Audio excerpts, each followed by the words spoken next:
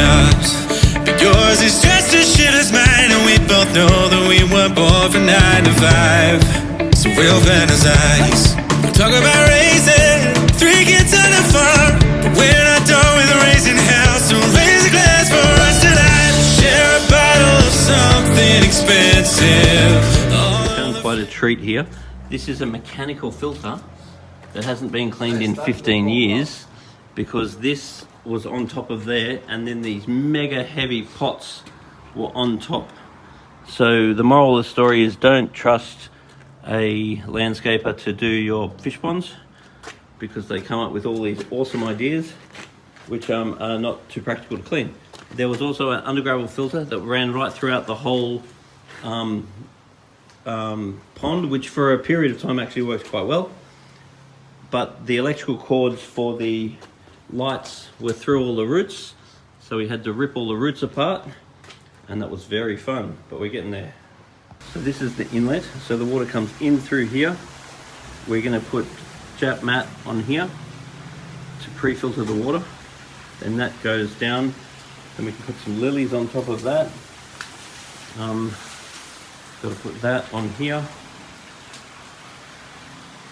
then we start testing it. Wow.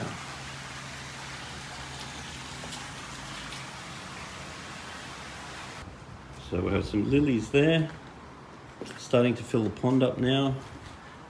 It's also good about every 10 years to give your pond a big overhaul like this, and even consider giving it a reseal.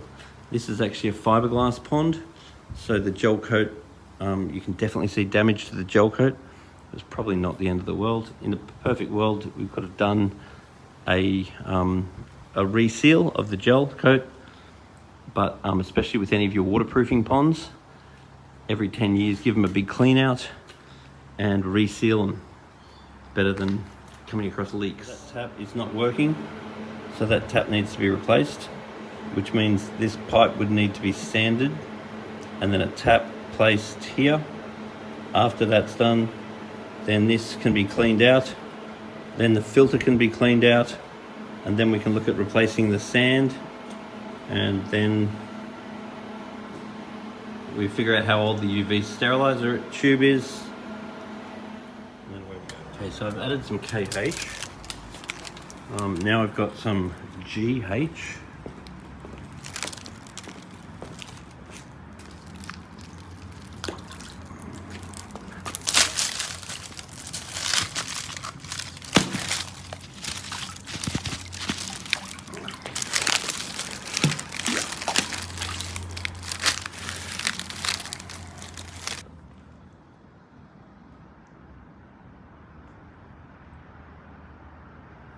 Wow.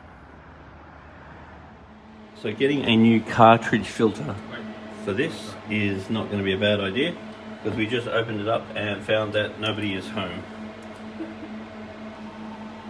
So the tube inside the UV sterilizer really needs to be replaced every sort of 1 to 2 years. Yeah. And that will really help to keep our water nice and clear. So these fish have been here for several days now while we've been overhauling the pond. And they're looking good. Well, this is a black Deutz. This is a really nice koi. Black Deutz, and then we've got a Sankey. Maybe Kohaku, but it's got a bit of black in it, so Sankey or Kohaku. So we've got those balls there that are helping to break the waste from the fish down, and they're growing bacteria, just like a compost heap. Then there's a bit of sand in the bottom, which would help with the pH.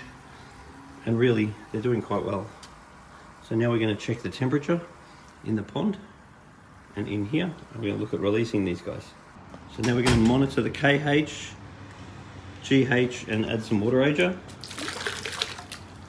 You can't really overdose water ager, but this stuff's very strong.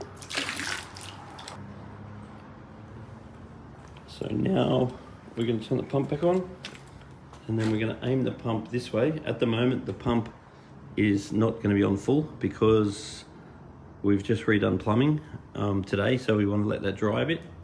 So we're hoping that's going to shoot water out and then create kinetic energy, which means it's going to go around here and then go off that way. That's the desired effect.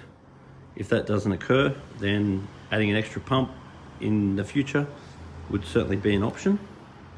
But we want to make sure that when the water is coming out of this, we need it to break the surface, because the filter will actually suck oxygen out of the water, and then we want the oxygen to come back, and that will happen by agitating the surface. So we want that. And then we've got to get some Kamahata mesh to put in the filter underneath here. Here we go. This is exactly what we want. So the filter is now back on. Soon enough, all this sediment will go. The pump will turn off and on at the start. That's pretty normal. That's going to help get rid of airlocks in the line. And we've acclimatized the fish because the temperature in there is 18 and the temperature here is 19, or vice versa. So this seems to be working.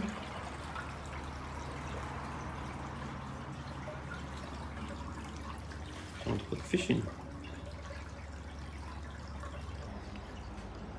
So I've got a fair bit of junk coming out of the pipes at the moment. It's fairly expected after a massive overhaul like this. Even just coming back and doing a vacuum is not going to hurt. It's running pretty clear now.